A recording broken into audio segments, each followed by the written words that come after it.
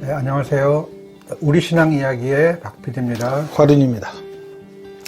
네, 이번 시간에는 이 현대사회에서 교회는 어떤 역할을 해야 하고 앞으로 이 교회가 어떤 방향으로 나아가야 될까에 대해서 이야기를 나눠보도록 하겠습니다.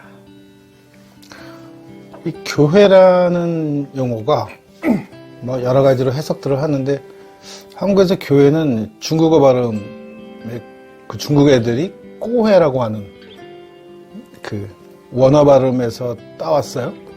그래서 이제 우리는 한자 그대로 교회라고 읽는 거죠. 가르칠 교자를 쓴단 말이에요, 이렇게. 그래서 한국 교회가 제대로 자리를 잡으려면 가르칠 교자를 버려야 된다. 그리고 교제할 교자 있죠, 이렇게. 네, 사길교의 교회라고 쓰고 그거 의미를 생각하면 엄청나게 많은 문제들이 해결됩니다. 아, 같은 교회라도 본질이 달라질 거다. 본질이 달라지죠. 그 과연 교회가 가르치는 곳이냐는 거예요. 그러니까 이제 어떻게 보면 이제 우리 한국 교회는 미국식 교회 영향을 미국 교회 영향을 굉장히 많이 받았으니까 썬데이 스쿨이라는 개념이거든요, 이게. 개척 시대 때 학교도 마땅치 않을 때 제일 먼저 교회 예배당을 짓고 그 마을의 중심에 되면서 거기를 중심으로 사람들이 마을 회의도 거기서 하고 아이들 교육도 거기서 하고 그 다음에 학교 생기고 이렇게 순차적으로 발전되어 오는 과정에 교회가 아이들이나 그 사람들에 대한 교육적인 역할을 하는 장소였다는 거죠. 학교 역할을 했다는 거죠, 교회가. 미국 사회에서는. 그게 우리 70년대, 한 80년대 초중반까지만 해도 한국교회가 그랬죠. 이게 한국교회가 우리 사회를 어떤 문화적인 그런 측면에서도 이렇게 이끌어가는 네, 리더 역할을 했어요. 네. 그거 사실입니다. 그런데 이제 그걸 넘어서면서 네. 이제 그 역할이 없어지고 바뀌어야 되는데 안 바뀐 거지. 계속해서 가리키는 역할로 남고 싶어하는 욕망이 생긴 거예요, 교회가. 그러니까 사실 교회는 저희 어렸을 때 가면 교회가 새로울 때까지가 교회였었어요. 거기 가면 없는 영사기도 있고 또 뭐 장난감도 있고 가끔 가면은 또 뭐 위에서 온 구제품이지만 처음 보는 청바지도 있고 나눠주기도 하고. 그러면 이제 그 가르치는 역할을 할 수 없는 위치에서 그럼 이제는 앞으로 어떻게 해야만 할까요? 카톨릭이 계속 교제 쪽으로 간 거예요. 그래서 소모임들이 굉장히 많잖아요. 교인들을 짜게 해서 연령대별로 취미별로 짜게 해가지고 소규모 활동을 하게 하는 형태의 교회를 갔단 말이에요. 근데 사실 이 교자는 두 가지가 있어야 됩니다. 이 인간관계의 교가 있고 신과 인간 사이의 교가 있는 거죠. 그 사귐이 이게 융화되지 않으면 그러면 굳이 교회에서 그런 일을 테니스를 굳이 교인들하고 칠 필요는 없는 거잖아요. 배드민턴을 굳이 교회에 가서? 왜? 저기 아산 쪽 가다 보면은 뭐 풀장까지 그 레저의 풀 세트를 갖고 있는 교회도 있어요. 그럼 토요일날 거기 가서 숙식하면서 하루 종일 먹고 놀고 뭐 하면서 일을 이어보고 오는 거래요. 하겠느냐 하는 생각도 하는 거죠. 교회가 그런 역할은 할 수는 있어요. 교회가 해서는 안 된다는 얘기는 아닌데 그게 교회의 본질은 아니라는 거죠. 교회는 종교적인 의미가 있어야 한다는 거죠. 가르칠 교자에 단지 교가 사회적인, 문화적인 만의 교가 아니고 신과의 관계에 종교적인 교가 분명해야만 종교로서 살아남을 자격을 갖게 된다. 이렇게. 근데 이제 그런 가르치는 게 아니고 사귄다. 네. 하는 게 글쎄요. 지금 어떤 계속 이야기가 쭉 이어져 내려오는 걸 봤을 때 신과의 사귐 이게 지금 가능한가요? 가능하죠. 그러니까 이제 이게 기독교니까 그래요. 기독교적 관점에서 보면 신과의 사귐이 마땅치 않은 거예요. 뭐 예배 보는 거하고 찬송 부르는 거하고 헌금 내는 거밖에는 머릿속에 딱히 떠오르는 게 없거든요. 기도하는 거. 그러니까 이제 교회가 그 부분이 희미해져 가기 시작하면서 그러니까 이제 교인들 간에 근데 사실 신과의 사귐이라고 얘기하니까 거창해 보이는데 우리가 아까 말했지만 신은 가족이고 조상이니까 조상과의 문제예요. 종교는. 아니, 그거는 다음에 얘기하고. 예. 지금 이제 오늘날 교회라고 부르는 이곳에서 이 신과의 사귐 문제를. 제가 그 얘기예요. 이 신과의 사귐 문제가 그 결국은 뭐냐면 기독교가 버렸던 것이 들어있단 말이에요. 제사 문제라든가. 죽은 영혼들에 위한 문제라든가. 이런 문제들이 종교의 교자 안에 그 교가 이 교인들 간의 교자만이 아니고 신과의 교라고 하는 부분은 그것도 섬기는 부분이 아니라 그 부분 바로 우리가 죽은 사람들과의 관계, 조상들과의 관계에 대한 부분을 한국 기독교는 가지고 있지 않다는 거예요. 이래서 신과의 교제가 없어져 버리는 거지. 아, 이건 저는 그렇게 보는 거죠. 얘기가 섞일 수밖에 없는 것 같은데. 네, 좀 섞여야, 왜냐면 이 교회 자체의 개념이 네. 좀 그래서 그래요. 지금 사실은 이제 이 두 가지 개념이 사실은 함께 섞여 있는데, 우리가 생각하는 이 하나님과 우리의 관계, 어떤 네. 그냥 종교의 가장 기본적인 그런 관계와, 그 다음에 나와 이웃 간의 관계라고 하는 흔히 부르는 거 코이노니아라고 부르잖아요. 네. 그 두 가지가 다 합쳐서 이게 교회가 되는 건데. 네네.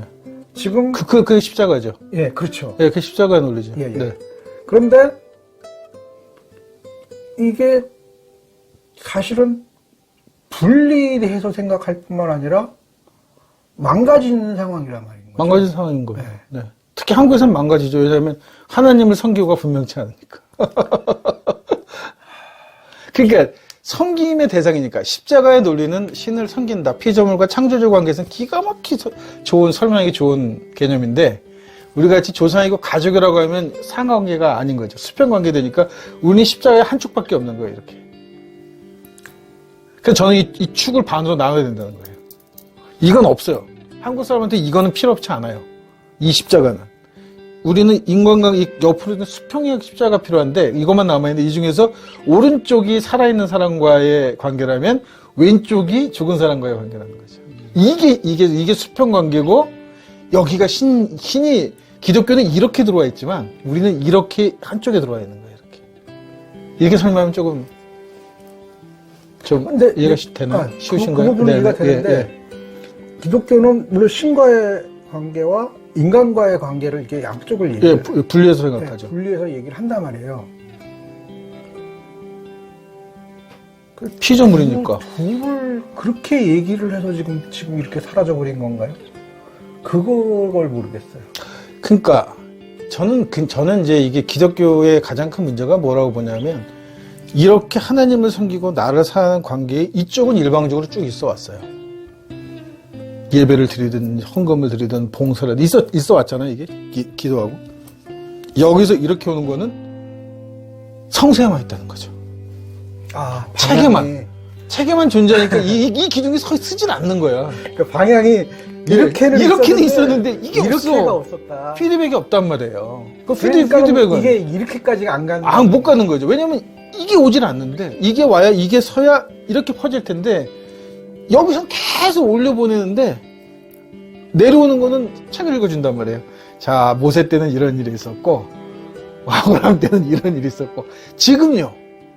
현재 삶에서 그냥 좋네요. 나무에서 뿌리에서 뿌리랑 양분을 올리는데 네. 끝까지 가지도 못하고 열매도 안 맺고 열매도 안 맺지. 여기 한 이 정도 올라오다 그냥 마니까 그냥 예. 죽은 것도 아니고 싼 것도 아니고 네. 자르자니 아깝고 안 자르자니 열매는 안 맺고. 그러니까 이게 종교는 상하 피드백이 있어야만 되는 거야. 신과의 관계가. 근데 이런 신이 아니라면 우리가 신을 이렇게 생각했다면 우리식으로 이렇게 생각했다면 이거는 피드백을 원할 이유가 없는 거란 말이에요. 왜냐하면 내가 태어났다는 것 자체가 피드백이에요. 아버지가 있어야 내가 태어나는 거니까. 우리 아버지는 그 위에 아버지가 있어야 태어난 거고 그 위에 아버지가 있어야 태어났으니까 우리는 신과 가족이니까 계속 가족으로 태어난 관계라 우리는 피드백이라고 부를 건 내 아버지가 있다는 게 피드백이라는 거죠. 고아일지라도. 네, 고아일지라도 심지어 내가 아버지가 누군지 모른다고 할지라도 내가 있다는 것 자체가 신이 있다는 증거잖아요. 그래서 이렇게 생각하면 교가 되게 쉬워진다는 거예요.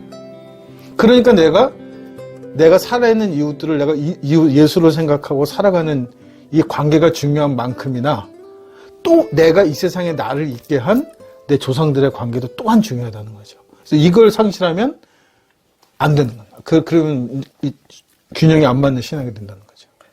그런 의미에서 기독교가 이 땅에 들어오면서 이 제사를 받고 그것 때문에 숱한 사람들이 죽고 했던 그런 것은 엄밀하게 그 교회할 때 그 교를 스스로 망가뜨리는. 그렇죠. 가르칠 교로 쓴 거죠. 지배하고 가르치는 그 지배 논리의 교. 법으로 존재하는 교였기 때문에 그렇게 된 거죠.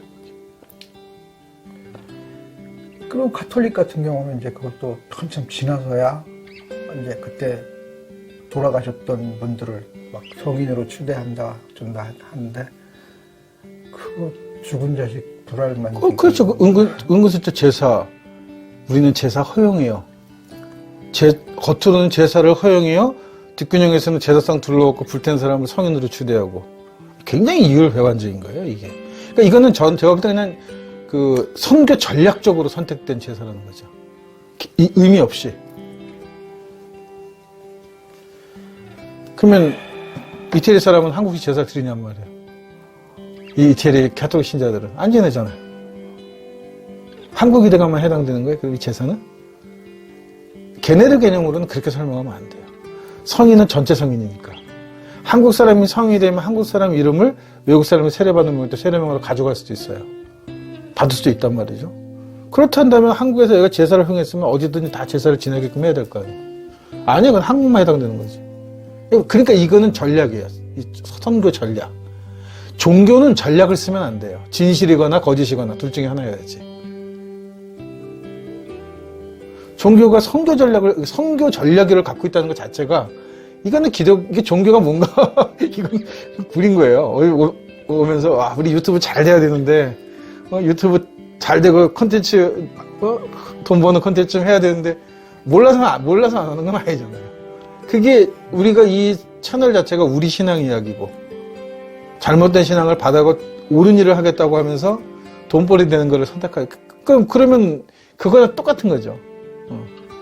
말대로 뭐 돈 좀 되는 콘텐츠니까 집 콘텐츠 집어넣으면 장사가 잘 되겠지만 결국은 본질을 지키려고 하는 그 본질이 상실되기 때문에 그게 훼손되니까 안 되는 건 똑같은 거죠. 그러니까 교회가 한국 교회가 회복돼야 하는 이유, 가르칠 교자가 아닌 사귄다는 사귈 교자를 써야 되고 이것이 우리 살아있는 인간과의 문제가 아니라 돌아가신 조상분들이나 그 위에 선대 어떤 그런 신적 존재들에 대한 이야기라고 이렇게 설명을 해야 한국에서 기독교가 살아남는 방법이 생겨요. 왜냐하면 이 살아있는 사람들의 모임만 가지고는 종교가 아니기 때문에 이거는 그냥 모임이잖아요. 문화단체가 다를 게 하나도 없다 제가 말씀드렸잖아요. 그냥 교제하고 밥 먹고 이야기하고 뭐 재밌는 얘기하는데 굳이 종교일 이유가 없는 거죠. 그래서 저한테 이제 많은 신학자들이나 아니면 신학생들이나 여서 애들 질문할 때 한국계 어떻게 해야 돼요? 물어볼 때 저는 그 고려 시대를 신라 1000년, 고려 또 5, 600년에서 2000년, 1500몇 년을 번성했던 불교가 하루아침에 유교라는 사대부의 국가가 들어서면서 하루아침에 천민이 돼요. 귀족들이. 그래서 산으로 도시에 있는 사찰들이 헐려나가면서 산으로 다 들어간단 말이에요. 근데 이 종교가 안 없어집니다. 이 조선 500년을 흘러서 불가는 종교가 사라지질 않아요. 오히려 더 탄탄한 구조를 갖고 있단 말이에요. 한국 불교가. 이 불교가 살아남은 모습에 현재 기독교가 살아남은 모습이 또한 담겨 있다는 거예요. 저는 거기서 교훈을 좀 찾아야 된다는 거죠. 어떻게 보면 한국에서는 지금 사찰이 절의 형태가 굉장히 토착화되어 있는 종교 형태입니다. 지금 말씀을 들어보면 이제 교회가 그동안 가르칠 교의 교회로서 존재해 왔는데 이제는 더 이상 가르칠 건덕지도 없는데 없어요. 없잖아요. 여전히 가르치려고 한다는 거는 결국 이제 요즘 말로 꼰대라는 얘기죠. 그렇지, 꼰대죠, 꼰대.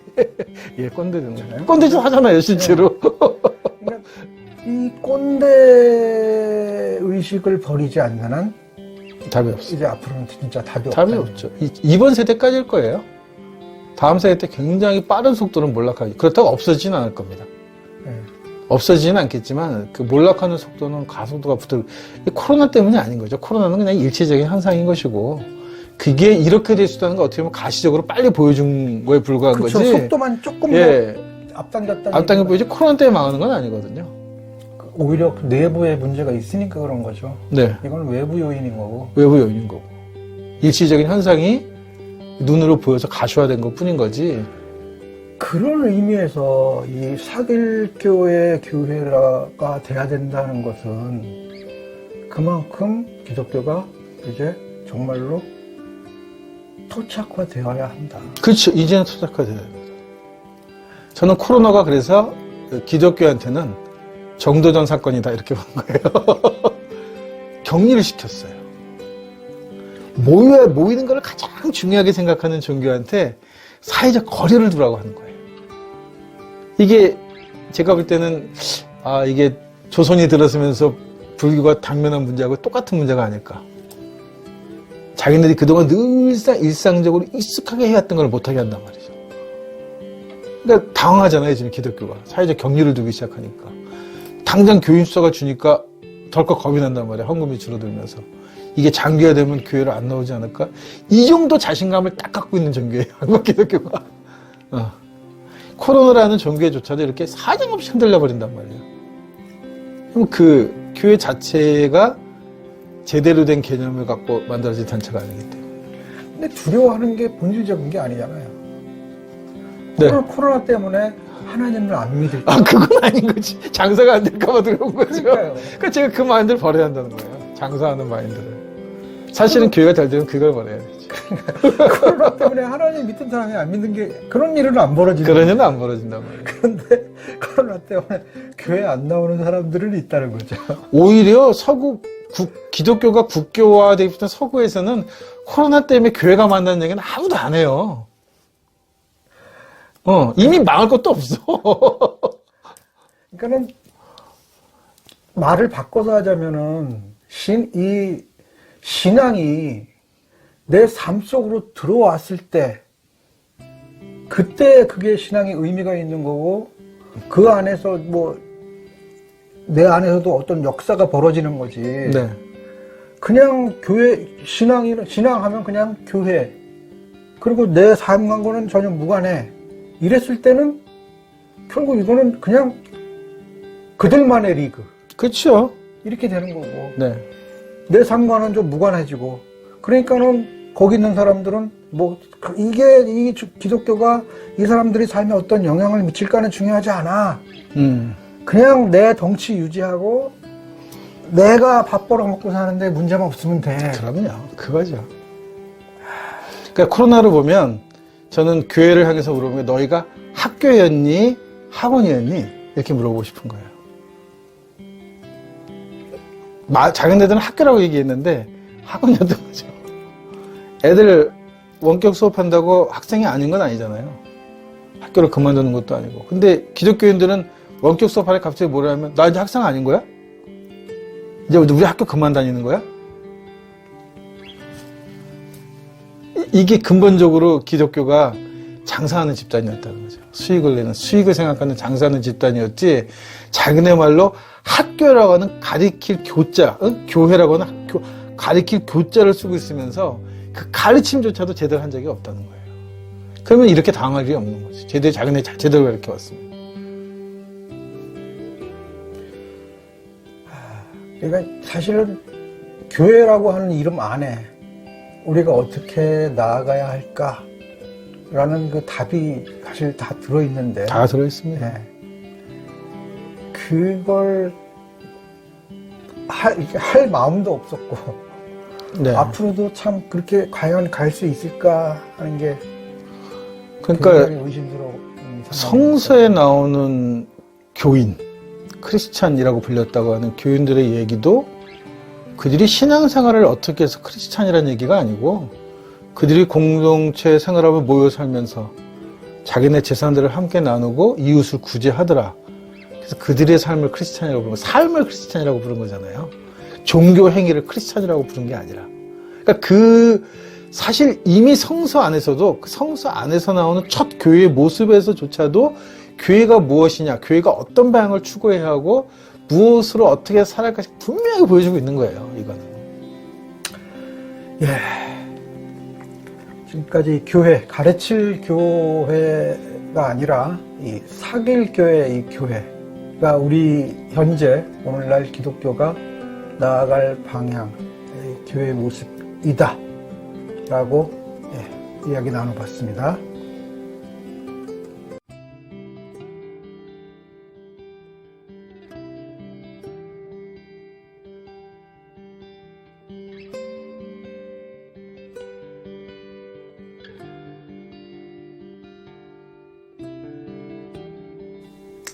네, 지난 시간에 이어서 이제 이 토착 신학의 입장에서 교회는 이제 오늘 현대 사회에 어떻게 나아가야 하고 현대 사회에서 이 교회의 의미는 무엇인지 알아보도록 하겠습니다. 현대 사회의 특징, 한국도 지금 현대를 특징 진다면 핵가족이죠. 대가족 제도가 깨졌다는 거예요. 그러니까 이제 이 문제가 어떤 문제를 갖고 있냐면 사실 한국의 그동안 전통적인 제사 문화는 대가족일 때 해당되던 문화였거든요, 이게. 그러니까 그러면서 이제 적어도 본가라고 하는 개념을 갖고 있었다가 이제 그게 사라져 버렸어요. 자, 그러니까 대부분들은 아직도 좀 산다는 동네는 선산도 있고 다 있는데 제사를 드리러는 고향을 와야 되는데 본가가 없어요. 그러니까 성명은 드리고 갔는데 사실 어떻게 보면은 좀 똥누구 밑 아따것처럼 화장실 같은 거 뭔가 허전한 거예요. 그래서 사실 이제 현대 토착신학에서 보면 한국 교회가 해야 될 일이 뭐냐면 바로 잃어버린 고향집의 본가 역할을 해줘야 된다는 거예요. 그러니까 이제 벌써 예배를 드려드리고 제사를 드리는 중심에 한국 교회가 있어야 한다. 그러면 이제 지방에 있던 각 가족들이 모여서 고향교회죠. 자기가 다니던 어렸을 때 고향교회. 그 교회에 와서 거기서 예배를 보고 조상을 기억하고 음식 나누고 돌아가는 거죠. 장수가 있었다는 거죠. 이제 또 그런 선산 개념이 아니라 납골. 납골 개념이니까요.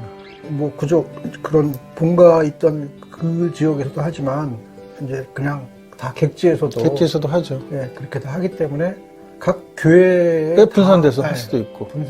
그다음에 또 한 가지는 저는 이제 최소한도 이 교회 믿는 사람들은 미래나 혹은 내 후손이나 혹은 더불어 살아가는 자연 생태계나 이런 생각을 안 할 수가 없잖아요. 그럼 과연 지금의 매장 형태, 죽은 사람이 일정한 땅을 차지하고 묻히는 매장 형태가 바람직하냐? 이 문제도 한번 생각해 볼 문제입니다. 그건 지금 많이 바뀌죠. 많이 바뀌죠. 그래서 그러면 납골을 해야 할 곳이 어디냐는 거예요. 저는 교회가 제일 좋은 곳이라고 생각하거든요. 교회가. 내가 어렸을 때 다니던 교회. 자, 그 다음에 이제 저희 아버님 하신 얘기인데 저희 아버님은 납골도 하지 말라는 거였어요. 너나 성령 올까? 네 자식이나 나는 본 적 있으니까 올까? 그 밑은. 그러면 버려진 뼈가 되는 거잖아요. 그 뼈가. 결국 이 얘기는 핵가족이 되면서 사실 그렇게 지속적으로 가족을 기억할 만한 근간이 사라져버렸다는 거죠.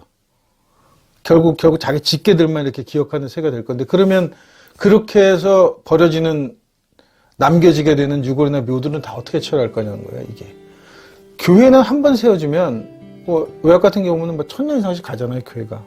그럼 그 교회를 중심으로 그곳에 살았던 사람들이 사실 서양교회는 이걸 또 했어요.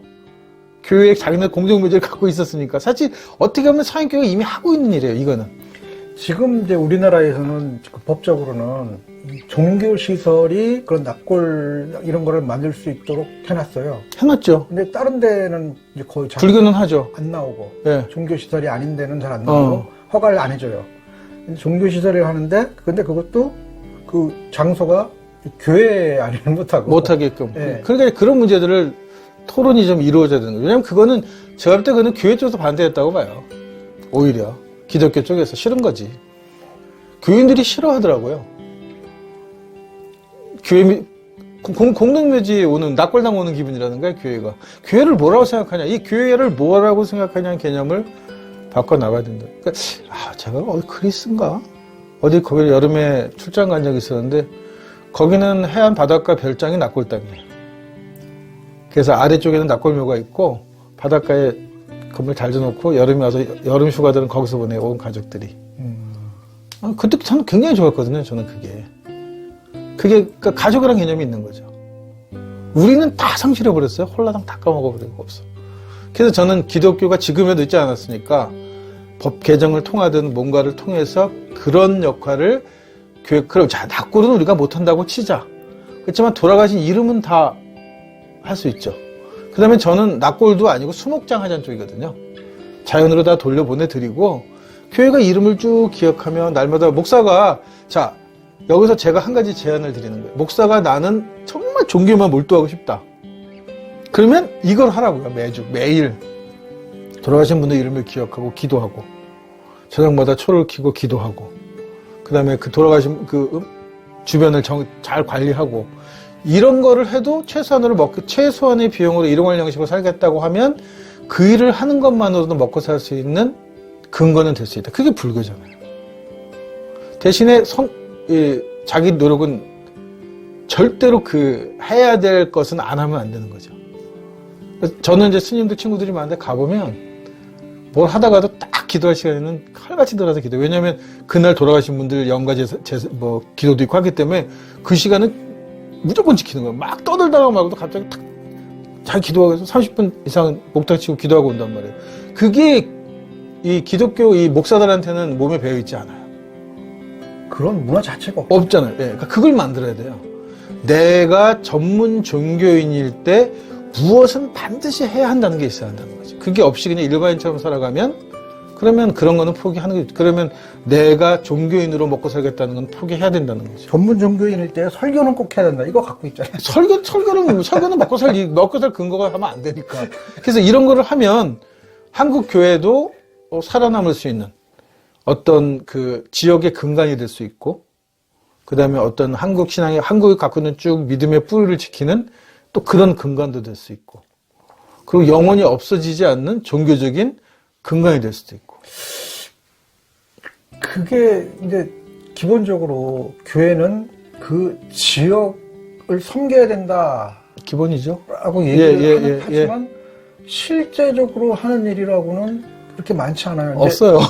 기껏 한다는 게 조금 규모가 되면 헌금 받아갖고 뭐 독거노인 좀 주변 도와주고, 사람들 쌀 좀 사갖고 그런 거죠. 동사무소 이런데 연결해갖고는 그렇게 한다는 게 그 정도지. 지금 말씀하신 그거는 사회단체도 할 수 있다는 거예요. 그러니까요. 일반 단체, 봉사단체가 할 수 있는 일은 그거를 교회 가면서 그게 종교일이라고 하면 안 되고, 종교는 그래서 산 사람이 아닌 신적인 존재와 돌아가신 분들, 조상들에 관련된, 그건 종교만이 할 수 있는 거예요. 그거를 해야 종교가 그나마 변해가는 세상에서 종교가 할 수 있는 유일한 일이 아니냐는 거죠. 또 영원히 그건 종교만이 할 수 있는 일이고. 근데 그걸 버려버리고 자꾸 관심을 여기다 두는 거예요. 아까 말한 대로 돈 걷어서 독거노인 도와주고 이런 데만 눈에 보이는 이런 여기만 신경을 쓰니까 이웃이 절반밖에 없는 거죠. 유럽 사회에서는 그런 걸 하지 않나요? 그러니까 오히려 한다니까요. 유럽은 해요. 유럽이나 서구 교회들은 미국 교회는 좀 발스럽고 유럽 지역을 가보면, 그러니까 제가 유럽에 와서 이태리 갔을 때 깜짝 놀랐던 게 뭐냐면 마을에 굉장히 오래된 신부님들이 사세요. 그리고 우리는 뭐 신부들이 사택 어디서 혼자 사는데 걔는 거긴 걷지도 않고 그냥 동네 마을에 하숙해서 살 수도 있고 아니면 자기 고향이라 자기 어머니 집에 살기도 해요. 근데 그 양반이 파더예요. 파파지, 파파. 이 양반이 그 애들 태어나고 장례식이 계속 생기는. 그러니까 서양은 크리스천 라이프가 맞아요. 그 역할 유럽 애들은 그걸 하고 있단 말이에요. 사실상 성직자들이. 그러니까 이 종교가 아직까지 버티고 남아있는 거예요. 사회 근간이 되는 거고. 근데 우리 한국에서 기독교는 사회적 근간이 되지 못했어요. 그러니까 이제라도 한국 교회가 여기서 내가 토착자 자꾸 얘기하는 이유가 토착화해서 우리 것이 되어서 근간이 될 수 있는 방법을 찾아야만 종교로 남을 수 있단 말이에요. 사라지지 않을 거면. 근데 실상 오늘날 개신교는 제사를 망가뜨리고 들어온 것부터 시작을 했기 때문에. 근데 그거는 반성해야죠. 지금 이제 이런 별사자들에 대한 이런 것들이 과연 아주 진짜 통절한 반성 없이 이 길로 나아가기는 힘들다고 봐야죠. 그러니까 이번에 뭐 어느 학교 학부인데 신학춘추에 와가지고 인터뷰 떠갔는데 기사 내용에가 난 거는 3분의 1 정도고 사실 그날 얘기한 거에 3분의 2는 이 얘기였어요. 제사 이야기. 한국 교회가 앞으로 어떻게 해야 살아남을 수 있는 이야기를 했는데 이야기는 잘렸습니다. 굉장히 그 편집한 친구가 극렬하게 이 이야기를 넣어야 된다고 저항을 했음에도 불구하고 학교 측에서 우리 학교 신앙으로 봐서는 딴 거는 몰라도 이 얘기는 절대 할 수 없다. 이게 기독교 현실이거든요. 그래도 장로교 중에서 굉장히 진보적인 교단이에요. 거기가. 그렇게 꼴통 교단도 아님에도 불구하고 걔네들조차도 이 제사 문제에 대해서는 뜨거운 감자 치고 한다는 거죠. 이게 기본적으로 기존에 그냥 그런 선입견이 없는 사람도 제사 문제를 놓고 제사에 참여해서 들어보니 그 충문들이나 이걸 보니 조상이 그냥 단순 조상이 아니라 이거 신이더라. 신이죠. 네. 그래서 이제 이걸 우상으로 자꾸. 그러니까 자꾸 그 귀신을, 그러니까 제가 처음에 토착신에 가서 신이 누구냐고 했을 때 우리는 가족이니까. 네. 그러니까 우리한테는 우상숭배라는 게 존재하지 않는 거예요. 네. 이 얘기가 분명해야 돼. 이게 분명하지 않으면 이 제사회가 공룡불이 되는 거예요, 또. 갑자기 이 얘기가 안 됐는데 제사 얘기를 먼저 꺼내면 우상숭배 아니에요? 그러니까 뭐 음식 차려놓으면 와서 귀신이 먹는 거 아니에요? 귀신이 뭐냐고, 귀신이라는 개념. 이 개념 자체도 사실은 불분명하단 말이에요. 우리가 알고 있는 귀신 개념은 일제시대 겪으면서 굉장히 외색화되어 있거든요. 이 욕이나 이런 게 섞이면서 굉장히 뭐랄까, 그 사악한 존재로. 거기다 기독교과의 문화가 막 섞이는 바람에 굉장히 그런 존재로 묘사가 됐지만 사실 그렇지 않단 말이에요, 이 문제가. 그러니까 우리가 제사를 지내는 게 왜 귀신을 섬기는 우상숭배가 되냔 말이죠, 이게. 그러니까 그게 우상이라고 보는 경우도 있고, 그걸 최대한 좋게 봐주면, 그럼 이건 다신론이네. 다신론이라고. 네.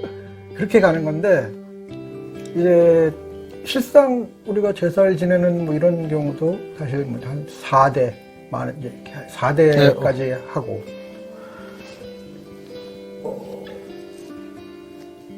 그분들을, 그러니까 우리가 그분들한테 뭘 해달라 이렇게 이제 빈다고 얘기를 한다는 거예요. 그러면은 역으로 우리가 뭐 설날 가갖고 인사하면은 덕담을 해준단 말이에요. 덕담하죠. 네. 덕담도 해주고 심지어는 뭐 세뱃돈도 주고 하죠. 또는 얘가 앞으로 벌어질 일에 대해서 그렇게 마치 된 것이냐, 이제 뭐 덕담을 하는 그 와중에 그런 얘기를 해준 거예요. 너 뭐 올해 취업 됐다며? 뭐 이렇게 얘기를 그렇게 하죠. 축하한다 하고. 축하한다 그러고. 네. 그런 의미로 받아들여도 될 텐데. 그러니까 말씀입니다. 그거를 꼭 뭐 이제 신에게 빈다. 그러니까 신이라고 하는 건 눈에 안 보이면 모든 게 신이면은 다시 논져야지. 근데 왜 신이란 말이에요? 그리고 신이 그런 일에 관여하겠어요. 그러면 신이겠습니까, 그게? 그러면 세상에, 그러니까, 제가 아까 초두에 우리가 그 신 얘기, 신 개념을 할 때, 이신론 얘기를 하면서 말씀드렸더니, 신이란 존재가 세상의 이치에는 관여할 수 없다. 이치는 이 시대로 흘러가는 거죠. 공부 열심히 한 애는 그만한 성과를 보는 거지, 공부 안 한 애가 갑자기 좋은 성과를 얻어내는 일에 신이 관여할 수 없다는 거예요. 신이 그런 일에 관여해서도 안 되지만 신이 그 일에 또 관여하지도 않아요. 그게 이치로서의 신이 존재하는 거잖아요. 그 절대자. 그 이치를 어떻게 신이 건들 수 있냐고 생각하는 거죠. 그러니까 사람들이 생각이 신을 뭐라고 생각하면 도대체 그러니까 그 유대인의 야훼가 창조주가 아니라고 제가 단적으로 얘기한 이유가 나는 여리고성을 공격할 테니까 뭐 떨어뜨려 주세요. 뭐하니까 해를 멈춰 주세요. 이게 가능한 얘기. 그게 어떻게 신일 수 있냐는 거예요. 그게. 얘기가 이제 교회 얘기했고. 그러니까 이제 교회 역할 얘기하다가 지금 제사 문제 때문에. 제사 문제 때문에 예, 얘가 오는 거예요. 그래서 이 문제를 해결해야 제사가 뭔지. 그러니까 대단히 종교적인 이름에도 불구하고 그것을 교회가 기존 이 서구 기독교와 맞지 않는다는 이유로 전부 망가뜨리고 나니 실제 교회가 해야 할 일을 앞에 얘기했던 그 사길교회 교회의 네. 역할을 이제 할 수가 없는 포기해버리는 네. 거죠. 가르칠 교도 이제 끝났는데 사길교도 안 되는 거예요. 조차도 할 근거를 스스로 허물어뜨리고 말아버린 그런 행위가 되어버렸다는 거죠. 그러니까 그래서 제사 얘기하면 제사상 얘기 꼭 하죠. 음식 차리는 얘기. 근데 공자도 얘기했지만 사실 제사는 차례에서 시작하거든요. 차례가 차다자잖아요. 차를 드리는 행위.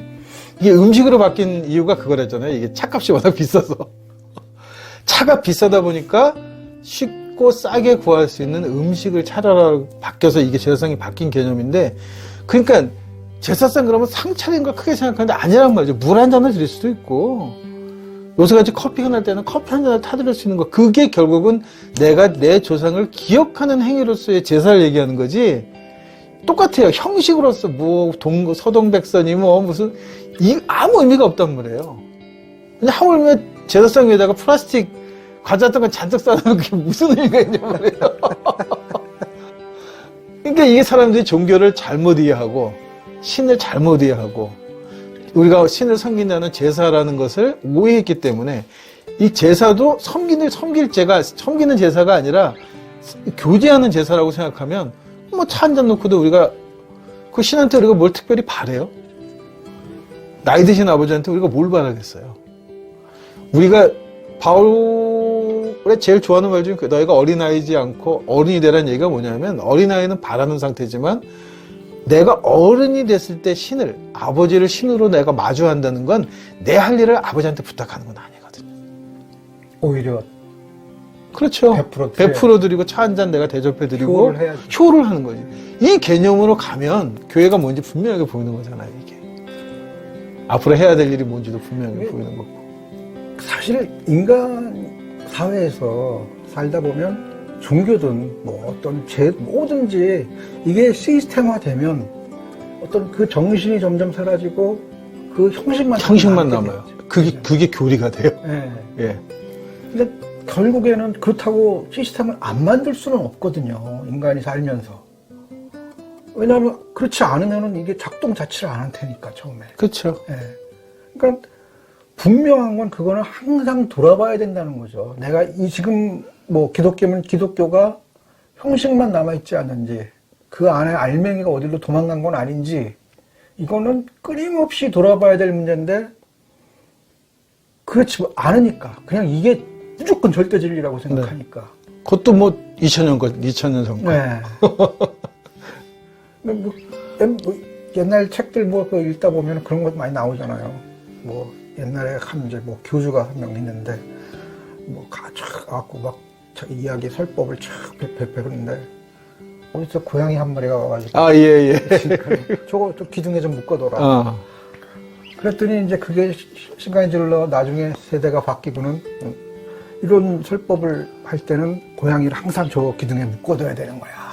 그게 카톨릭에도 있습니다. 무슨 수도원에. 네. 그래서 거기는 고양이와 함께하는 미사가 따로 있어요. 그러니까 그리고 나중에 이 논문까지 나오는 거예요. 예. 왜 고양이를 거기 묶어둬야 하느냐. 예배 시간에 고양이를 묶어둬야 하는 이유. 어떻게 묶을 거냐. 이유에 대한 소고. 몇 분을 묶어둘 거냐. 줄은 무슨 줄로 해야 하며. 그렇죠. 고양이는 어떤 품종이어야 하고. 예. 근데 이런 짓거리를 우리가 지금 하고 있다는 거예요. 그게 신학이라는 거예요. 서구 신학의 문제가 거기 있다는 거예요. 그거를 열심히 연구하는 건데 그게 의미가 없으니까. 평생을 그걸 연구해가지고 그 목걸이 줄이 은목걸이에 하고 결정을 난다고 친들 그게 무슨 의미가 있냐는 거죠. 답답합니다. 그러니까 이제 교회라고 했을 때 이게 이 교회라고 했을 때 진짜 아까 말한 교회가 왜 존재해야 되는 이유를 분명하게 해야지. 그러면 나머지 거는 얼마든지 바꿀 수 있어요. 여러 가지 방법을 추구해 볼 수도 있고. 이거 자체를 결정을 안 해놓고 교회가 여전히 성직자들의 목사들이나 신부들의 밥통이면 돈벌이 하는 장소고 직장이고 이렇게 생각해버리고 나면 교회는 안 바뀌는 거죠, 영원히. 그러면 결국 누군가 여기서 수익을 창출시켜줘야 되니까 교회가 수익 창출한 방법은 딴 거 없잖아요. 교인 주머니에서 헌금 털어내는 거지. 교회의 가장 큰 문제는 뭐냐면 헌금을 털어내는 곳이기 때문이에요.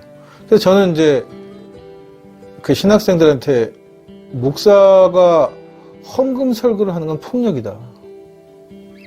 목사가 헌금 설교를 해요. 간절한 마음으로 헌금을 설교하면 누가 헌금을 내냐면 부자가 안 내거든요. 과부가 두랩돈을 내게 되겠다 말이죠. 이게 헌금 설교를 하면 안 되는 이유예요. 왜냐하면 늘 은혜를 받고 늘 가슴이 아프고 절절히 저린 쪽은 아픈 사람이기 때문에.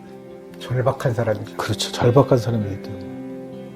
그게 자본주의 사회에서는 없는 사람이고 가난한 사람이고 핍박받는 사람이라는 거죠. 근데 교회가 그렇다면 교회가 무엇을 해야 하는 곳이고 교회에서 행해지는 거에 지금 개신교의 가장 중요한 것처럼 보이는 설교는 무엇이 진짜 설교를 하고 싶으면 무슨 설교를 해야 될 것이며 어떤 설교는 하지 말아야 될 것이며 이런 것들이 분명하게 보인다는 거예요. 이게 저희가 얘기 안 해도 사실은 알고 있는 거란 말이에요. 가장 웃기는 얘기는 박사님하고 저하고 둘이 이 얘기를 안 해도 사실 사람들이 다 아는 얘기예요. 근데 안 하니까 얘기하는 거예요. 안 하니까. 몰라서 우리가 가리키는 게 아니라 안 하니까. 우리라도 얘기를 해보는 거죠. 이렇게. 답답해서. 예, 참 정말 답답하긴 합니다. 답답하게 끝나네요. 자, 지금까지는 이 토착 신학적 관점에서 교회가 어떻게 해야 되느냐, 앞에 있었던 그런 이 사귀는 교회, 서로 사귀고 나누는 교회. 근데 그 이제 방법의 방안 중에 하나로 이 돌아가신 분들에 대한 그 이 섬김, 이런 것들을 통해서도 충분히 사실은 남의 호주 모니터는 강도짓 안 해도 그걸로도 얼마든지 먹고는 살 수 있는데, 그렇죠. 우리가 우리의 종교의 스스로의 기반을 허물어버리고 그리고 이웃의 삶과 죽음을 돌아보지 않고 종교가 해야 할 일을 하지 않고 그냥 내팽개쳐버렸다. 그런 입장에서 좀 반성을 촉구하는 그런 내용으로 이번 영상 마치겠습니다. 감사합니다. 감사합니다.